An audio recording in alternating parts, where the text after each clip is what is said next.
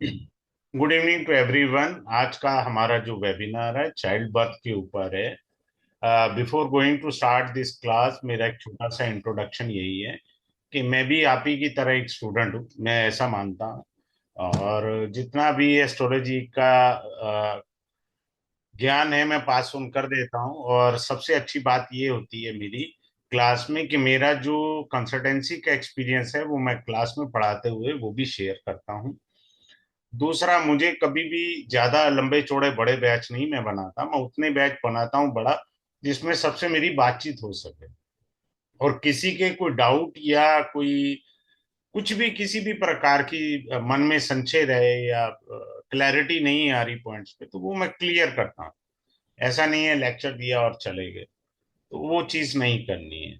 अब स्टार्ट करते हैं चाइल्ड बर्थ के ऊपर। संतान के लिए आप सीखिए, there are two points in the Vedic astrology for the child birth. पहला क्या है? चाइल्ड बर्थ के लिए सबसे पहले देखिए, इसमें सबसे इंपॉर्टेंट होता है फीमेल का चार्ट। चाइल्ड बर्थ उसने देना, मेल ने नहीं देना। ठीक है। अब इसमें फिफ्थ हाउस इंपॉर्टेंट होता है। पहला पॉइंट क्या है हमारा? Fifth house. दूसरा पॉइंट क्या आता है इसमें? फिफ्थ हाउस का लॉर्ड, उसको देखिए। अब आपने फिफ्थ हाउस पे ये देखना है, is there malefic affliction, then problem. Second क्या देखना है कि फिफ्थ लॉर्ड अंडर एफ्लिक्शन में है, ये भी इंपॉर्टेंट पॉइंट है। ठीक है। दूसरा जो इंपॉर्टेंट पॉइंट है, चाइल्ड का कारक होता है जुपिटर।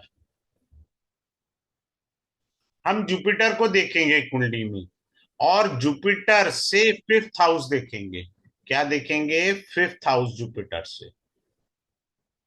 क्या वो मैलेफिक अफ्लिक्शन में तो नहीं है? जुपिटर मैलेफिक अफ्लिक्शन में, साथ में जुपिटर से फिफ्थ हाउस। ये दो पॉइंट इंपॉर्टेंट है। फिर से मैं रिपीट कर देता हूं कि चाइल्ड बर्थ में आपको फिफ्थ हाउस देखना है, फिफ्थ हाउस का लॉर्ड देखना है। ये दोनों चीजें अफ्लिक्शन में नहीं होनी चाहिए। जुपिटर देखना है, क्यों देखना है? ये संतान का कारक ग्रह है।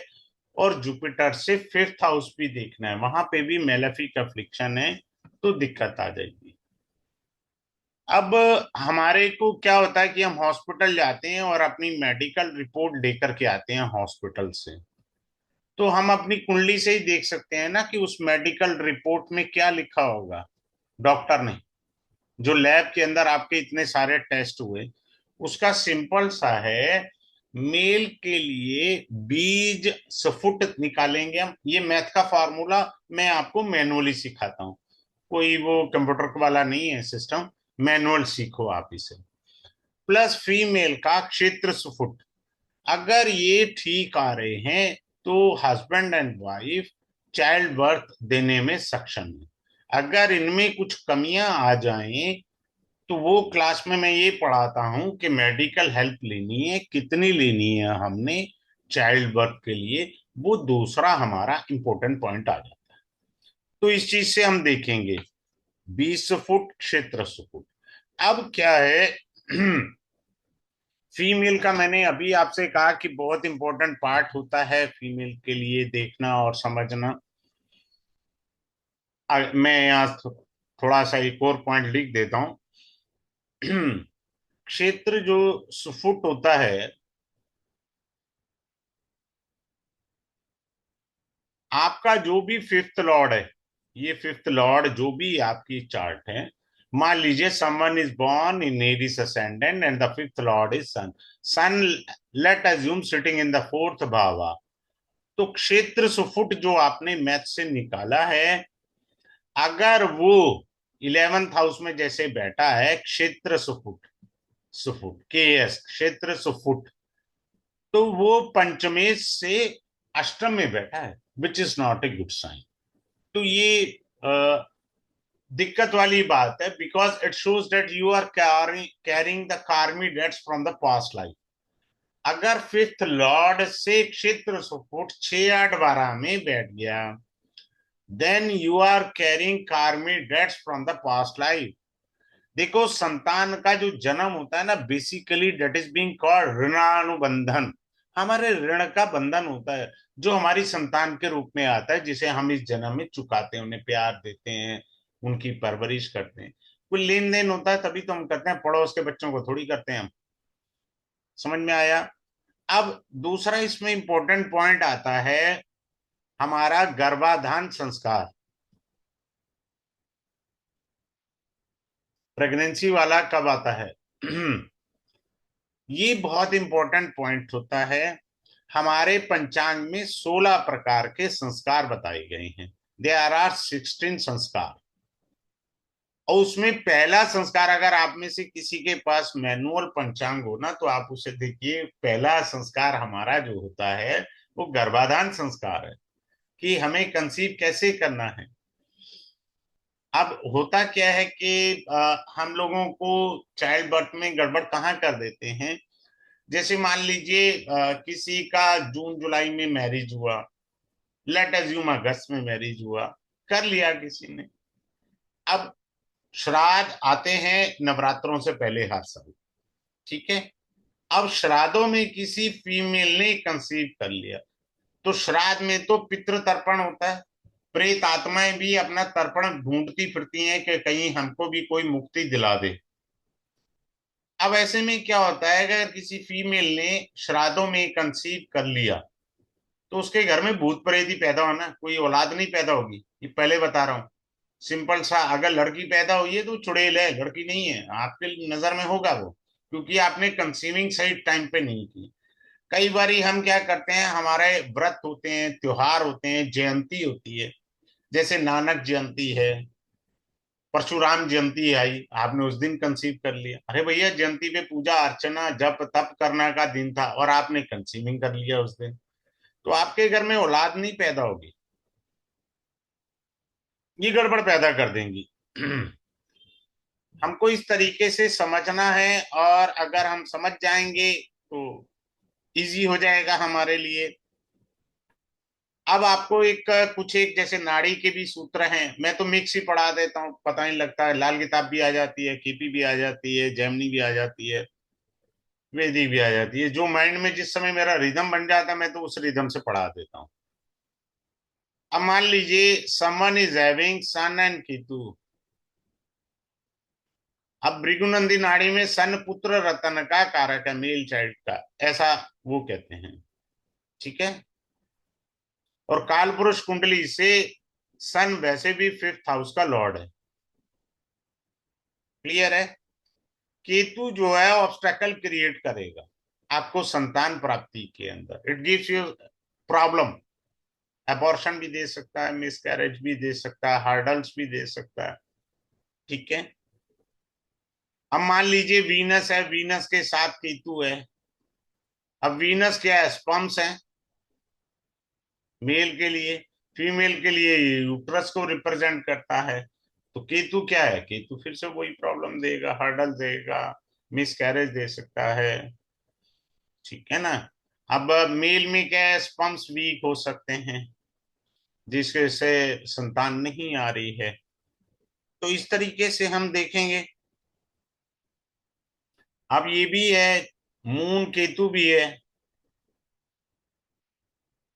कारण मून पीरियड्स का साइक्लिंग का कारक ग्रह है, पीरियड साइक्लिंग का, पीसी यानी पीरियड साइक्लिंग का कारक ग्रह है। अगर इसके साथ केतु है, ये ज्यादातर फीमेल के चार्ट में आप देखिए, दूसरा मेल में भी आप देख सकते हैं। तब तो फिर दिक्कत ये हो जाती है कि दोनों के अंदर थोड़ी कमी रहेगी, और कैसे क्या हमें करना है। अब ये देखो, अब मैं एक छोटी सी चीज बताता हूँ। Let assume fifth lord, you are sitting in the sixth house. अब ये तो नेगेटिव हाउस में चला गया, गड्ढे में चला गया, पर इसका एक और मीनिंग भी है। You can have a child with the help of medical assistance. छठा घर आपका रोग का भी तो है ना, तो आपको डॉक्टर की मदद लेनी पड़ेगी चाइल्ड बर्थ के लिए। Let assume your fifth lord and sixth lord sitting together in the tenth house, same meaning is there, क्योंकि सिक्स लॉर्ड का कंजक्शन हो गया फिफ्थ लॉर्ड के साथ, तो आपको जो चाइल्ड बर्थ चाहिए वो फिर मेडिकल हेल्प से ही आ पाएगा आपको।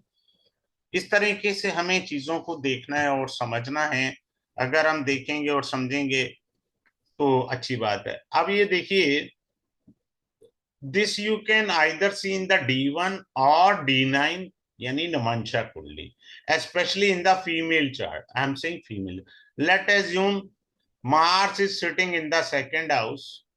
Clear? And let assume Ketu is sitting in the ninth house. So both are aspecting the fifth house. और Ketu is in the 11th house, और केतु इज इन द लग्ना। सभी एंगल से केतु का दृष्टि आ रहा है ना, मार्स का भी दृष्टि आ रहा है। एक मैंने यहां बताया मार्स का भी देख लीजिए। लेट अज्यूम वहां नहीं है तो 10th हाउस में मार्स है, तब भी मार्स की दृष्टि आ गई। मार्स और केतु दोनों की दृष्टि आ जाए फिर ये मेजर प्रॉब्लम आ जाए। फिर तो साहब ये आपका मेजर प्रॉब्लम आ गया चाइल्ड बर्थ के अंदर, कंसीव करने के अंदर। एबॉर्शन का तो चांस मतलब ये समझ लो 100% बन चुका है। तो हमारे को ये छोटी छोटी सी बारीकियां देखनी है, समझनी है। जब तक हम समझेंगे वो ही है। अब आगे चलते हैं। अगर आपकी कुंडली में fifth house, fifth Lord, ninth house, ninth Lord, अगर ये सब मैलेफिक अफ्लिक्शन में, चाइल्ड बर्थ होगा लेकिन देरी से होगा, काफी कॉम्प्लिकेशंस आएंगी, बहुत देरी से संतान आपको प्राप्त होगी, क्योंकि दोनों पर है। नाइन्थ हाउस क्यों लिया, हम बिना लॉजिक के नहीं पढ़ना चाहते। फिफ्थ हाउस हमारा ये है, फिफ्थ से फिफ्थ जो है वो आपका नाइन्थ हाउस होता है, इसलिए नाइन्थ हाउस को भी देखना है।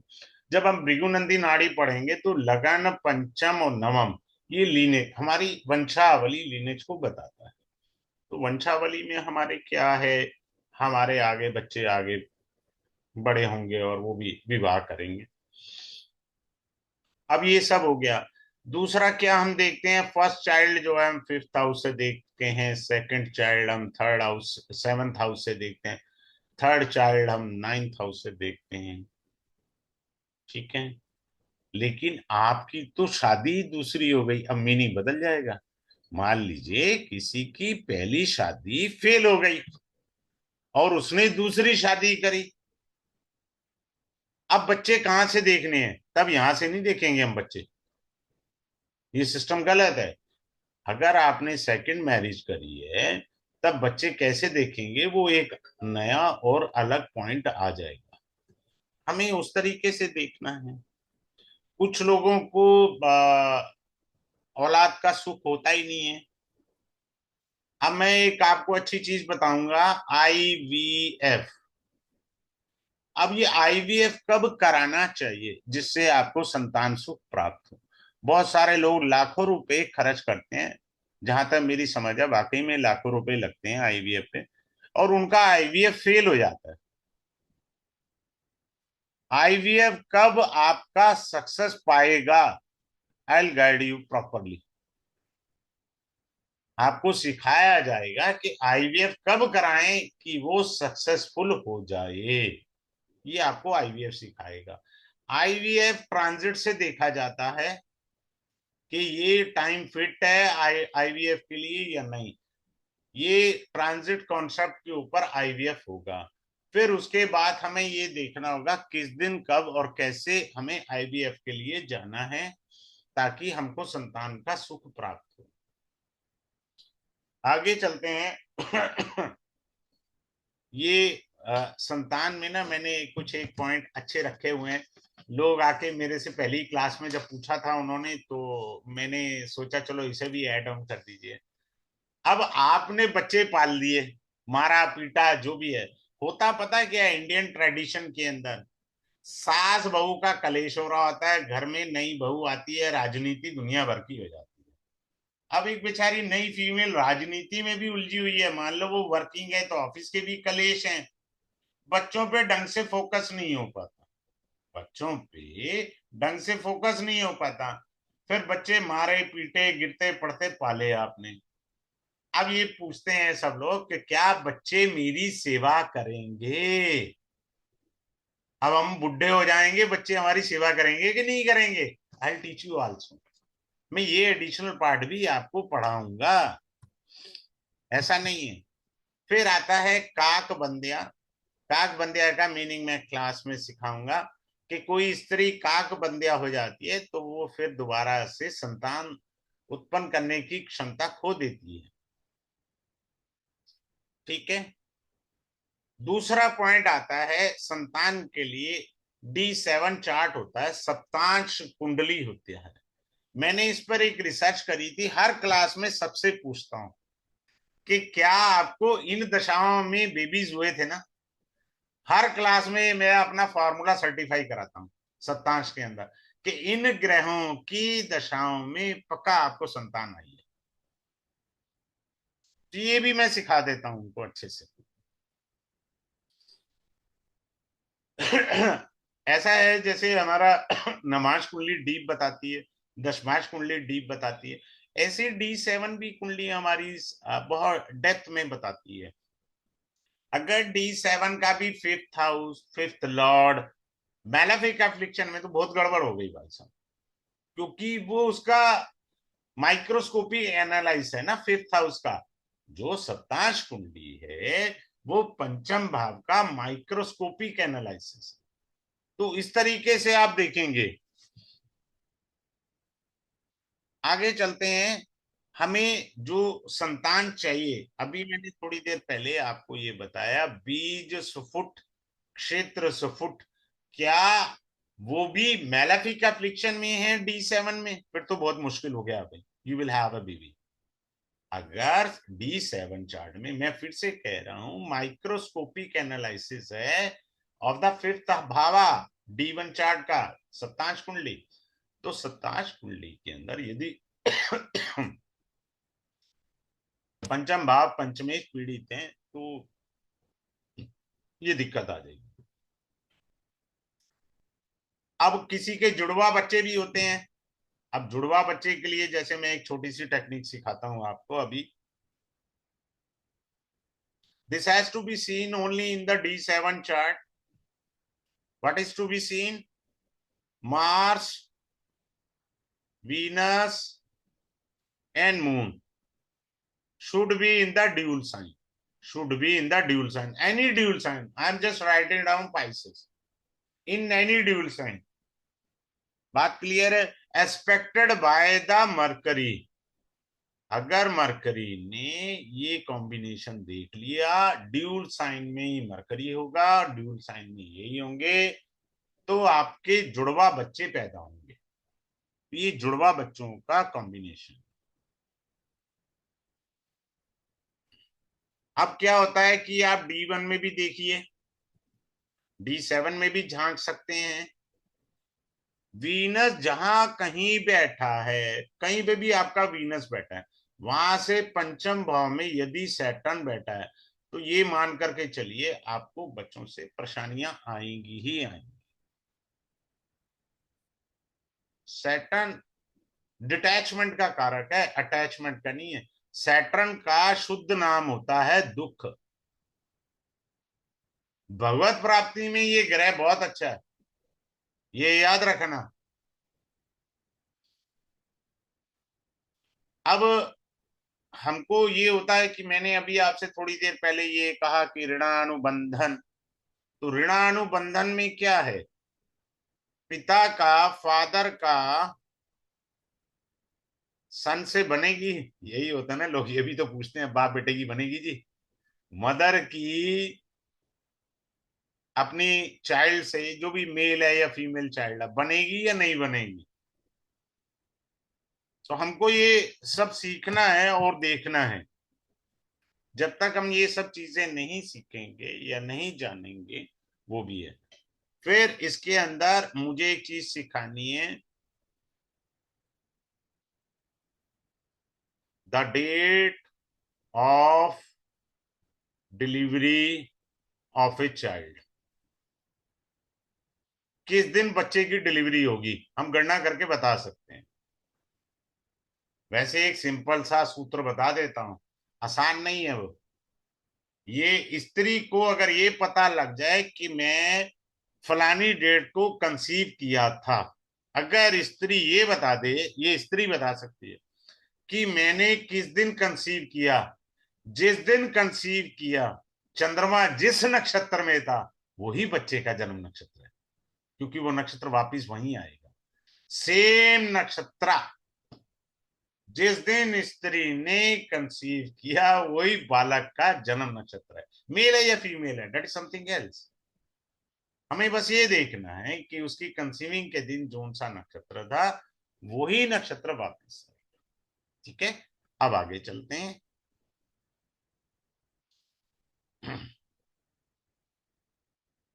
आपको कोर्स में एनरोलमेंट के लिए कुछ भी करना है, कोई भी जानकारी लेनी है, या प्री रिकॉर्डेड कोर्सेस लेने हैं, या कुछ भी है, तो सतीश जी से आप बात कर सकते हैं। Is a very humble personality. मैं उनसे बहुत कुछ सीख रहा हूँ सतीश जी से।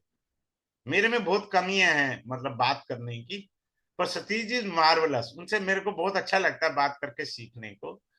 उनका नंबर है 8657373839। आप बात करेंगे, आपको भी अच्छा लगेगा। प्री रिकॉर्डेड क्लासेस अगर आपने लेनी है या एनरोलमेंट करना है for any kind of a problem, you can talk to Shri Satish ji. ठीक है, अब नेक्स्ट आपको मैं बताने जा रहा हूँ, वो भी करता हूँ क्लास के अंदर। और second the most important part, I don't make the big one batches, मैं स्मॉल बैचेस बनाता हूँ, सो दैट आप अच्छे से समझ सकें, मेरे से डिस्कस कर सकें। तो इसमें बहुत सारे इंपॉर्टेंट पॉइंट हैं।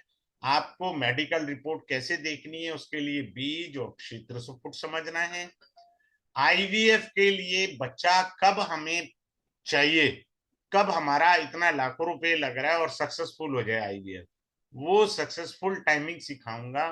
तीसरा इंपॉर्टेंट पॉइंट, बच्चे की डिलीवरी कब होगी, वो आपको वो भी सिखाई जाएगी। ठीक है, तो आप सब लोग मेरे वेबिनार में आए। Thanks a lot once again to all of you. Have a good day.